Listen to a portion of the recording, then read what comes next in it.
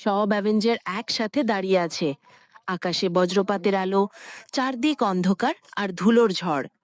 হঠাৎই তারা দেখতে পায় একদম দূর থেকে একটা বাইক ছুটে আসছে।